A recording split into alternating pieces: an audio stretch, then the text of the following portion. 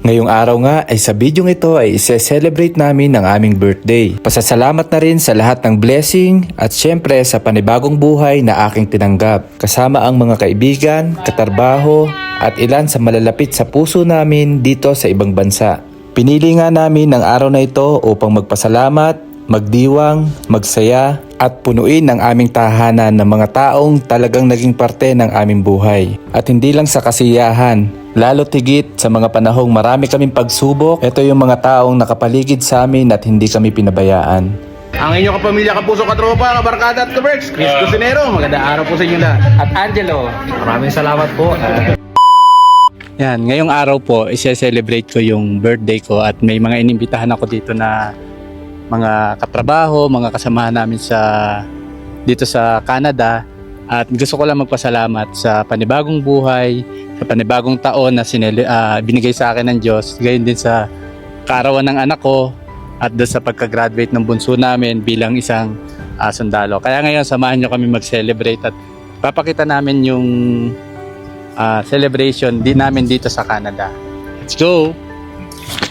Marami mang pagsubok sa buhay o problemang pinansyal, napakarami pa rin dapat ipagpasalamat sa araw-araw. Pinaghandaan namin ang araw na to at inilaan namin ang araw na ito para magpasalamat unang-una sa Diyos at pangalawa sa mga taong nakapaligid sa amin. Pati na rin sa mga taong malayo man sa amin pero hindi nakakalimot at lagi kaming isinasama sa kanilang mga dasal. Sa mga taong tumulong at naglaan ng oras para tulungan kaming maghanda at magluto ng mga handa na ihahanda namin sa araw na ito. Gayon din sa mga malalapit na kaibigan at kahit yung mga kaibigan namin na bumiyahe pa ng 2 oras para lang makapunta dito. Nakakataba talaga ng puso ang oras na inilaan ninyo para makasama kami sa espesyal na okasyon na aming ipinagdiriwang. Pati nga itong pinsan namin na lumipad pa mula Toronto hanggang dito sa Alberta para lang makidiwang sa amin sa selebrasyong ito. Sa mga nagdala ng iba't ibang klaseng pagkain, ulam, kakanin, at lalong-lalo na dito sa sumagot ng lechon. Wow!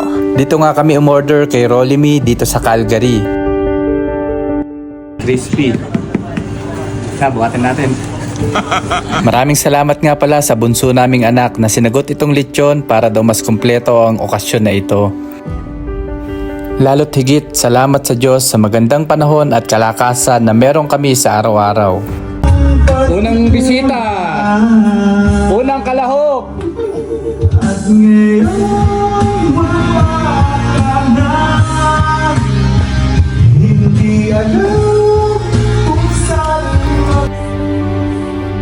Nang maihanda na nga namin lahat ng mga pagkain at nandito na rin yung mga ilan sa mga bisita namin at yung iba pa nga ay galing pa sa malalayong lugar. Dumami nga ang aming handa nang nagdala ang mga kaibigan namin ng iba't ibang ulam at iba't ibang klaseng mga pagkain. Totoo nga ang pangako ng Diyos sa Hebreo chapter 13 verse 5. Nagpaalala nga siya rito na mangilag tayo sa pag-ibig sa salapi. Ngunit sinabi rin niya rito na sa anumang paraan ay hindi kita pagkukulangin, sa anumang paraan ni hindi kita pababayaan. Hindi nakakalam pa dahil nga birthday ko at debut nung panganay namin, 21 si Mark.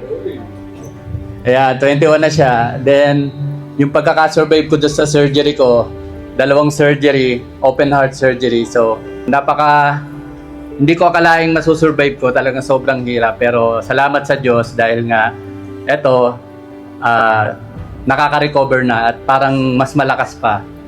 Celebration namin, nagpapasalamat kami sa Diyos at salamat din at nakapunta kayo. Mag-pray lang po tayo bago tayo mag-start.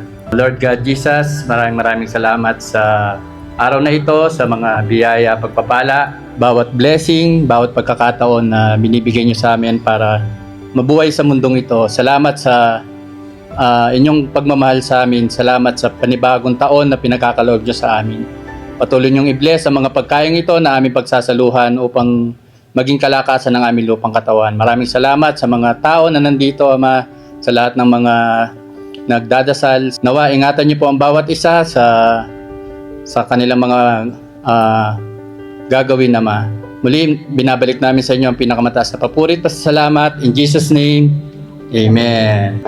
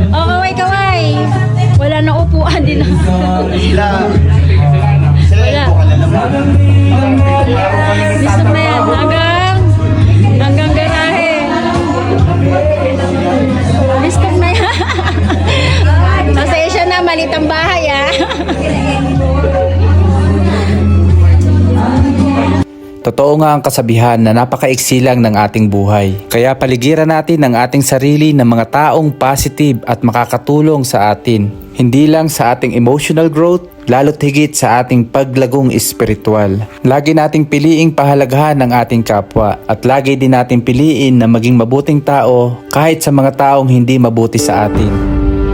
Paalala nga ng Diyos sa Lucas chapter 6 verses 35 to 36 na ibigin ninyo ang inyong mga kaaway at gawan ninyo sila ng mabuti at mga pahiram kayo na kailanman ay huwag mawawalan ng pag-asa at malaki ang sa inyo'y magiging ganti at kayo'y magiging mga anak ng kataas-taasan sapagkat siya'y magandang loob sa mga walang turing at sa masasama. Magmaawain kayo gaya naman ng inyong ama na maawain. Yung mananalo, pinakamataas na score sa videoke. Kanya yung ulo ng lechon. Ito ang nanalo natin ng ulo ng baboy. Ang 100%. yan ang 100 ang grade. Kaso ang problema, dadali mo ng ganito, bawal mag-plastic. Hindi, ito nga, lika dito. Congratulations. Thank you. Anong balak mong gawin dyan sa napanaluna mo? Pipisuin ko. At syempre, ang pinaka-exciting part kapag mayroong mga handaan, ang balutan o ang mga sharonyan. Yan aking dalhin. Balutin mo ako ng maayos at walang nakatingin. Huwag hayaang maubusan ng dessert at kakanin. Mabuti pa kaya'y ubusin mo at lahatin. At kapalit nito ang pag-i-LBM mo.